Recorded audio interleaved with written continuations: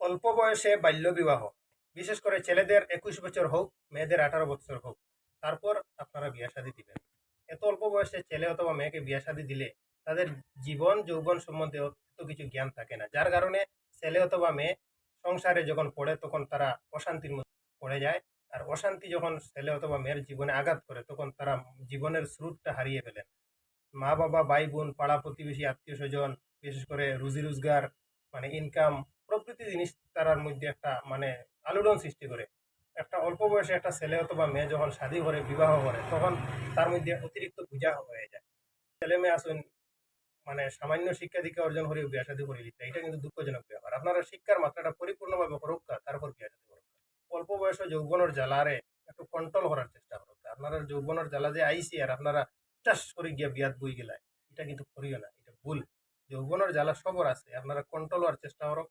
আর